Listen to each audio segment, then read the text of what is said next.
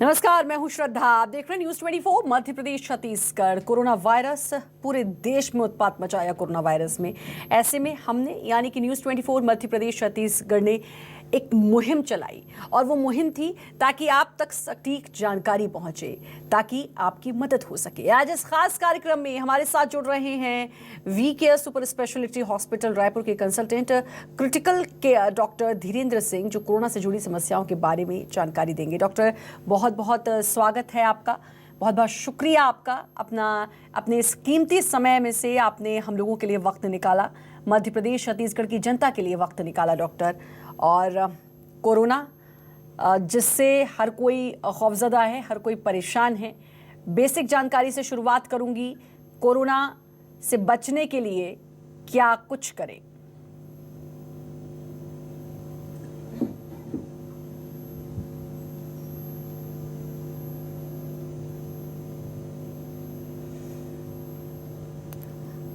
बिल्कुल, तो डॉक्टर से हम संपर्क करेंगे। कुछ तकनीकी समस्या, लेकिन कोविड के जरा सामान्य लक्षण आपको बता दें। तेज सिर दर्द, स्वाद या गंध का चले जाना यानी कि स्मेल और टेस्ट का चले जाना, चेहरे पे आपको रैशेस दिख रहे हैं, थोड़ी रेडनेस दिख रही है, लालिमा दिख रही है, वो भी चिंता का विषय है। सांस लेने में कठिनाई या सांस में तकलीफ है, अगर ऐसा है तो समझें कि कुछ गड़बड़ है। ऑक्सीजन लेवल आपका गिर रहा है, तुरंत डॉक्टर से संपर्क करें।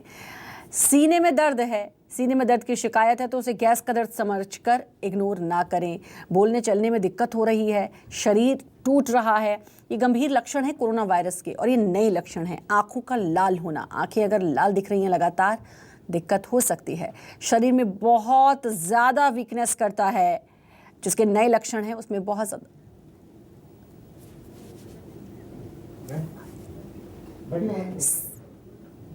सिर दर्द होना, डायरिया, ये इसके लक्षण हैं जो आपको समझ में आते हैं। जीभ पर धब्बे, सूजन, पैरों के तलवे में सूजन, ये भी नए लक्षण हैं, इनको समझना बहुत ज़रूरी है।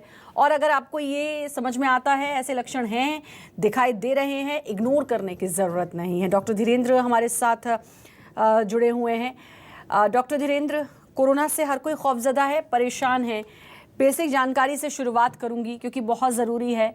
और सबसे पहली बात, क्या क्या लक्षण हैं नए वेरिएंट के, क्योंकि लक्षण बार बार बदल रहा है ये जो बीमारी है। ऐसे में लोग कई बार समझ नहीं पाते हैं।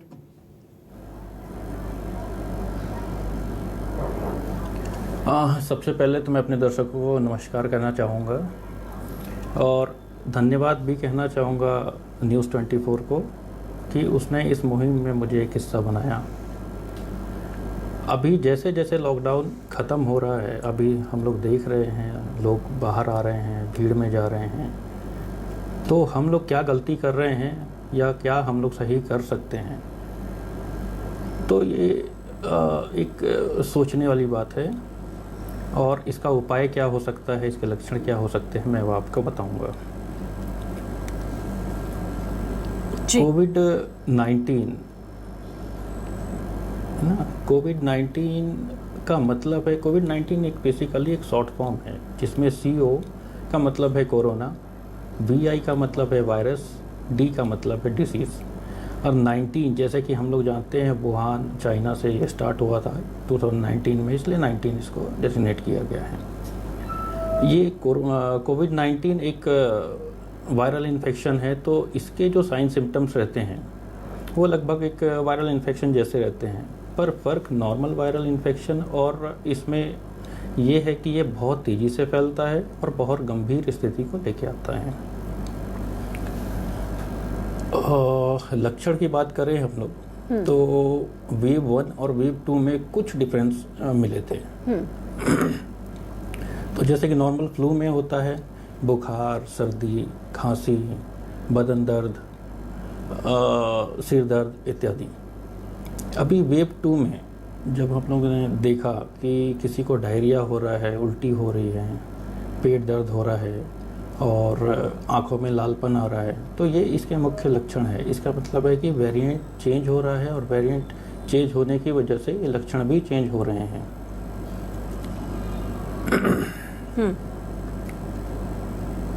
हेलो जी। जी डॉक्टर, लक्षण बार बार इसके हेलो। चेंज हो रहे हैं। एक डर और जो बना हुआ है वो ये कि थर्ड वेव आ सकती है। डेल्टा प्लस ये एक नया वेरिएंट भी मिला है।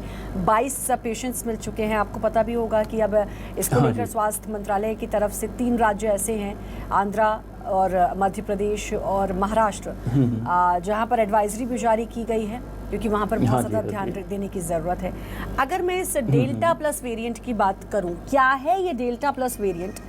ये क्या सेकेंड वेव जो आई थी उससे ज़्यादा खतरनाक हो सकता है? अभी वेव तो नहीं आई है, लेकिन 22 पेशेंट्स मिलना भी अपने आप में चिंता की बात है, क्योंकि जो हमने पहले देखा वो बहुत ही भयावह था। और ऐसे में अगर ये नया वेरिएंट निकल कर आता है तो इसके क्या क्या लक्षण हो सकते हैं? क्या कुछ इस पर अभी स्टडी हो पाई है? और साथ ही ये कितना घातक है या फिर वैक्सीन इस पर प्रभावी है?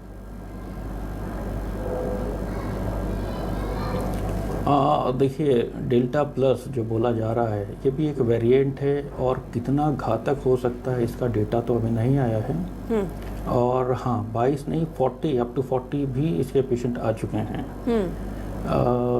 और ये भी कहा गया है एडवाइजरी में कि ये 4 से 6 हफ्ते के बीच में या 4 से 6 हफ्ते के बाद कभी भी आ सकता है। वैक्सीन के बारे में आपसे मैं थोड़ी देर में चर्चा करूँगा, विस्तार से बताऊँगा कि वैक्सीन हमें कैसे क्यों लगानी चाहिए, जिससे क्या क्या फ़ायदे हो सकते हैं। और ये भी श्योर नहीं है कि क्या वो डेल्टा प्लस में काम आएंगे या नहीं आएंगे। पर इतना ये अभी तक का देखा गया है कि वैक्सीन से सीवियर केसेस, जो भी सीवियर केसेस हैं, वो माइल्ड में कन्वर्ट होते हैं। इसका सीधा सा मतलब यही है कि वैक्सीन जितना ज़्यादा लोगों को लग सकता है, लगाना चाहिए। जी, वैक्सीन बहुत ज़रूरी है, ये हम सभी जानते हैं डॉक्टर। वैक्सीन के बारे में मैं आपसे ज़रूर चर्चा करूंगी, लेकिन उससे पहले डेल्टा प्लस इस समय आप लोगों की चिंता का सबब बना हुआ है, क्योंकि जब सेकेंड लहर आई थी तब भी ऐसे धीरे धीरे केसेस बढ़ने शुरू हुए थे डॉक्टर, और किसी ने इतना सीरियसली नहीं लिया था। लोगों को लगा था कि कोरोना जा चुका है, और जब थोड़े केसेस आए तो लोगों को लगा कि इतनी ज़्यादा टेंशन वाली बात नहीं है। लेकिन एकदम से वो वेव आई और उसने ऑलमोस्ट सब कुछ तबाह सा कर दिया। कितनों के घर तबाह हो गए, आप बहुत बेहतर तरीके से जानते होंगे, क्योंकि रोज़ाना पेशेंट्स को समझते होंगे, देखते होंगे आप। न जाने कितने लोग चले गए इस सेकेंड वेव में। तो अब जो थर्ड नया वेरिएंट जो आया है, क्योंकि वेव नहीं आई है इसलिए मैं बार बार कह रही हूँ, जो नया वेरिएंट आया है इससे हम कैसे बचें? इससे बचने के लिए हम क्या क्या करें ताकि ये हमारे घर ना आए? एक चीज़ और, क्या ये वेरिएंट पहले वाले वेरिएंट से तेज़ी से फैलता है?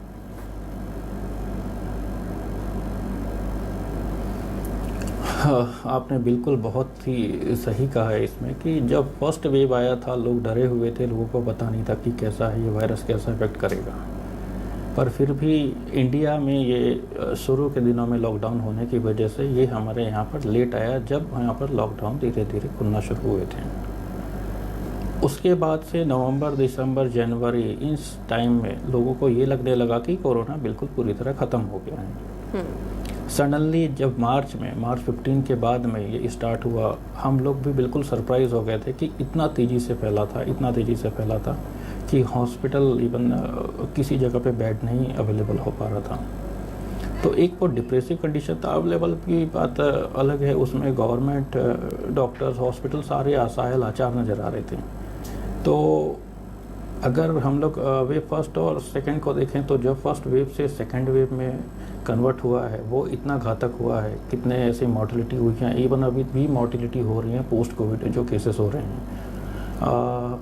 तो थर्ड वेव के बारे में यही कहा जा रहा है कि जो थर्ड वेव आएगा वो लगभग 2 से 3 गुना ज़्यादा सीरियस रहेगा। क्या इफेक्ट करता है अभी तक का इसका एग्जैक्टली तो नहीं कह सकते डॉक्टर। बहुत ही चिंता की बात हो जाएगी अगर 2 से 3 गुना ये ज़्यादा इफेक्टिव होता है, अगर ऐसा होता है, क्योंकि जो सेकेंड वेव ने हम सबको दिखाया वो तो हर किसी को लगता था कि ये तो चरम है अब कोरोना का, और अगर इससे भी ख़तरनाक आता है तो मैं एक और चीज़ जानना चाहूँगी, तैयारियां हर किसी को किस हिसाब से पहले से करके रखनी चाहिए ताकि सेकेंड वेव अचानक आ गई, हर कोई सरप्राइज, जितनी देर में कोई समझता उतनी देर में तो ये फैल गया और ये हर घर में गया।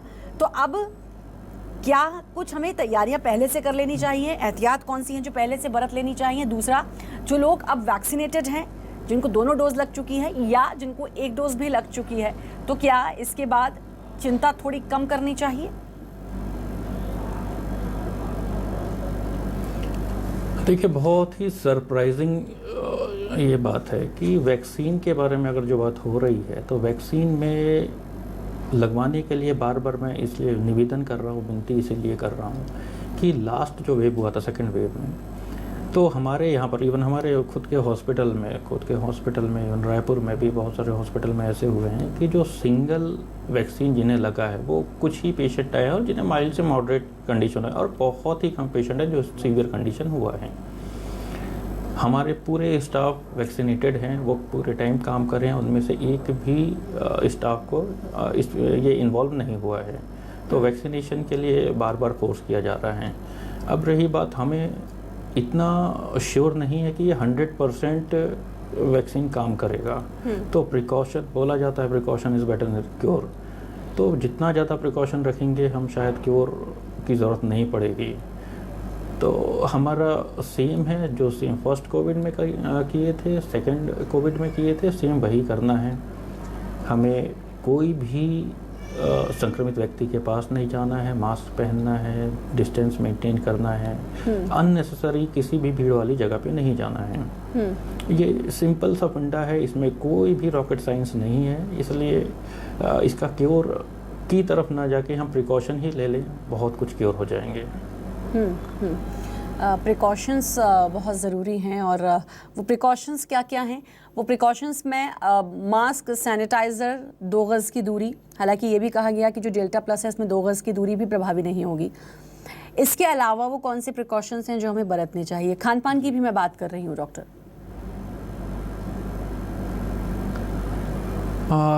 देखिए, सबसे पहले तो हम सभी जानते हैं मास्क ईजी तरीका है, फेस शील्ड ईजी तरीका है जिसे हम लगा सकते हैं। दूसरा कि बिना कोई वजह के हम बाहर ना निकलें। अगर अति आवश्यक है तो ही बाहर जाएं, या कोई बाहरी वस्तु जो जिसकी ज़रूरत नहीं हो उसे घर में ना लाएं। दूसरा चीज़, बार बार हाथ धोने की आदत डालें।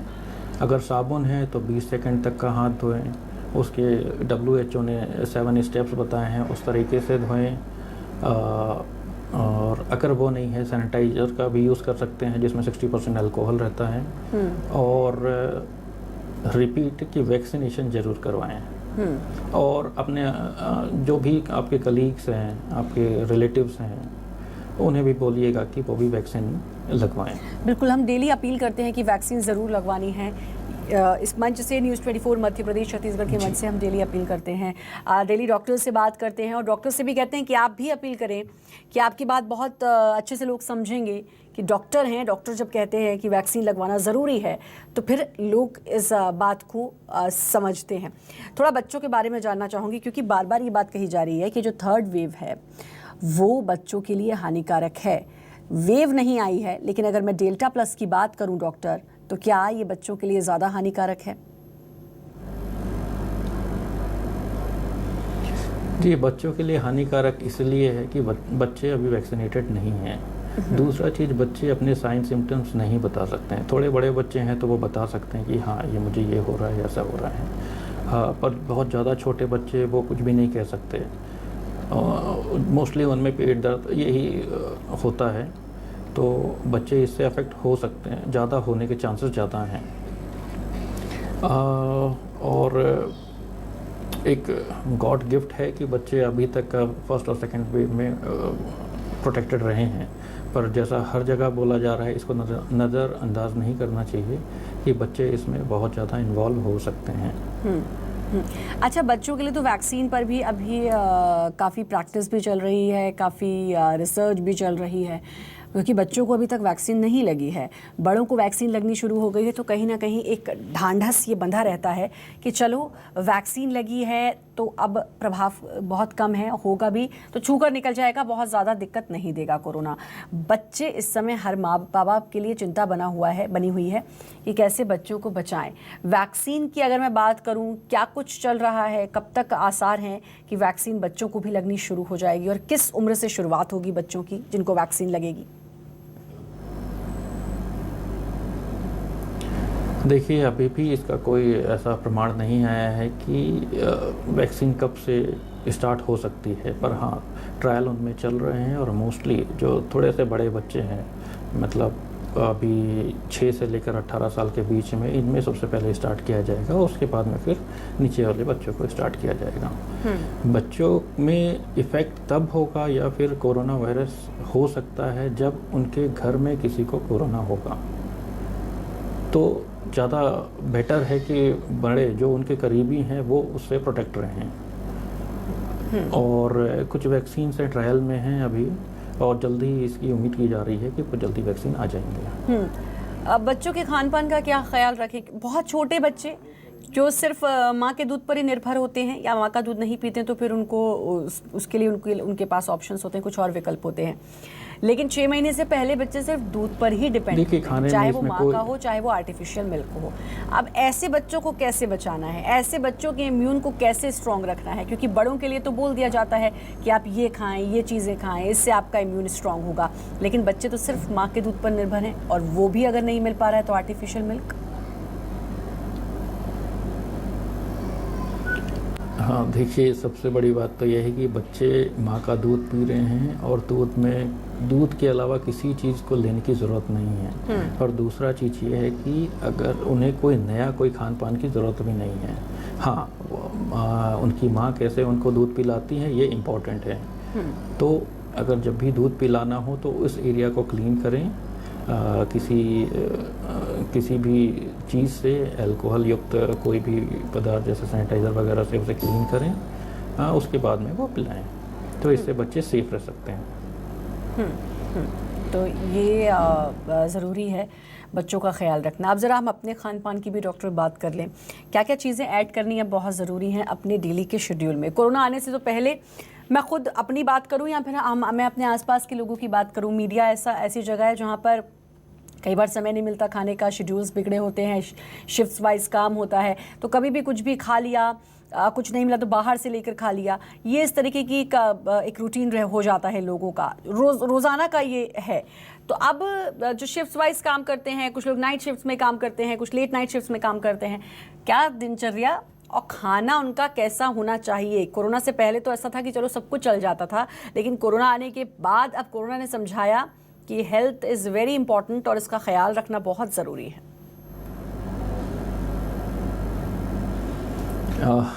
देखिए, ये इसका कोई भी ऑप्शन नहीं है कि अलग अलग शिफ्ट में अलग अलग या फिर लेट हैं, कभी भी कैसे भी खा रहे हैं, ऐसा इसका ऑप्शन नहीं है। एक्चुअली आपको टाइम पे कोशिश करिए जितना ज़्यादा हो सके आप टाइमली लाइट खाना लीजिए, कोई भी ऐसा हैवी खाना मत लीजिए।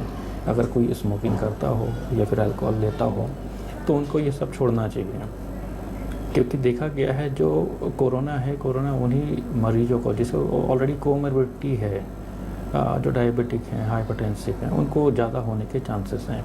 हाँ, यंग की बात करें तो अगर मैं फिर जाता हूँ फर्स्ट वेव में और सेकंड वेव में, तो फर्स्ट वेव में हम लोग यही सोचते थे कि सिर्फ एजेड, खासकर हम लोग मीन्स यूथ यही सोचता था कि जो एजेड होते हैं उन्हीं को कोरोना हो सकता है।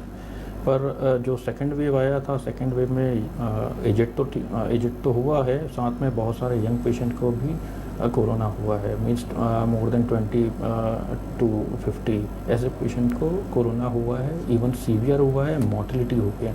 तो इसमें कोई भी एज गैप नहीं है, कोई भी एज डिफरेंस नहीं है। इसलिए प्रॉपर खाना लें, टाइम पे लें, कोशिश करें लाइट लें, कोई भी ऐसा हैवी नहीं लें, और लेते भी हैं तो उसे दिनचर्या में मत बनाएं, कभी कभी ले सकते हैं। व्यायाम करें, यही एक ज़रिया है जिसके द्वारा हम इससे बच सकते हैं। डॉक्टर, पोस्ट कोविड वाले क्या करें? क्योंकि पोस्ट कोविड शायद आज ही कोई मुझसे कह रहा था कि भाई बहुत बुरी बीमारी है, और उनकी तो खैर स्थिति भी बहुत बुरी थी, 60% लंग्स में इन्फेक्शन था, लेकिन उन्होंने कहा कि उससे तो निकल गए, घर आ गए, लेकिन अब बहुत बुरा हाल है। किसी को इंसोम्निया हो गया, किसी को नींद नहीं आ रही है, किसी को वीकनेस है, खाना खाने का मन नहीं कर रहा है। ये पोस्ट कोविड जो साइड इफ़ेक्ट्स इसके दिखाई देते हैं, उससे कैसे बचें या उन साइड इफ़ेक्ट्स का कैसे सामना करें?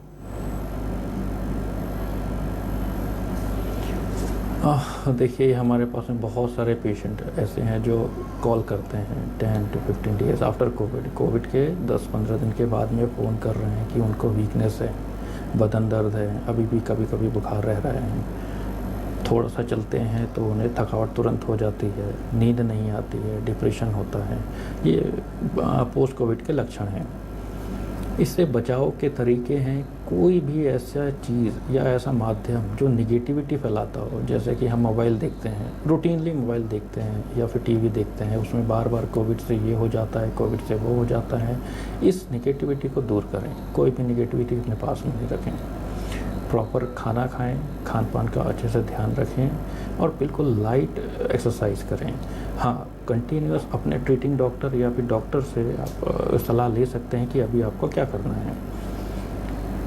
Mental health is very important doctor, देखा गया है। मैं आपको mental health is very important. और जो आपने कहा कि लोग नेगेटिव हो जाते हैं, लोगों में नेगेटिविटी बढ़ चुकी है। हाँ, और उसको अगर हम देखें इन पेशेंट जी देखिए, जब मेरे को बार बार मैं किसी चीज़ से जूझ रहा हूँ तो एक टाइम आता है जब मैं डिप्रेस हो जाऊँगा। तो ये पेशेंट की ही बात नहीं है, पेशेंट तो डिप्रेस हैं बहुत ज़्यादा। और अगर मैं बात करूँ तो 100 में से 50% पेशेंट ऐसे हैं जो डिप्रेशन में दिखते हैं या डिप्रेस्ड रहते हैं। आपको आश्चर्य होगा कि जब हम लोग ट्रीट कर रहे थे इतने पेशेंट, 500,000 ऐसे पेशेंट को ट्रीट कर रहे हैं, जब हम लोग ये करते करते देख रहे थे कि कुछ यंग पेशेंट एकदम सडनली देखते देखते देखते मोर्टेलिटी हो जा रही थी। तो उनको देख के हम लोगों में डिप्रेशन आ जा रहा था। तो जब अगर हम लोगों में आ सकता है तो जो ट्रीट हुआ है, जो अभी भी उससे जूझ रहा है, तो उसमें कितना डिप्रेशन होगा।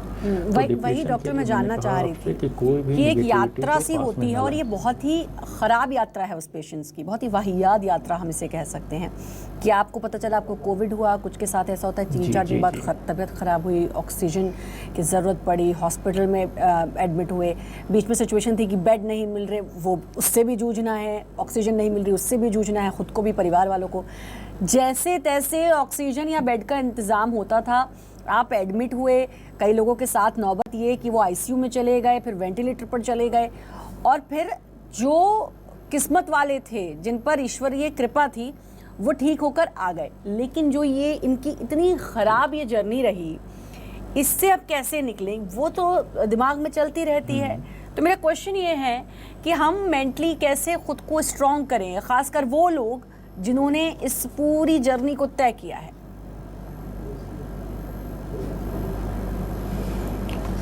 देखिए, मैंने जैसे आपको कहा कि कोई भी नेगेटिविटी अपने पास ना रखें, अपना ज़्यादा से ज़्यादा समय अपने फैमिली वालों से दें, पॉजिटिव बातें करें, खान पान का ध्यान रखें, अच्छी नींद लें, 6 से 8 घंटे तक सोएं, और किसी साइकोलॉजिस्ट या फिर किसी फिजिशियन की आप सलाह लेते रहें कि क्या करना चाहिए। और बहुत ही सिंपल मेथड है।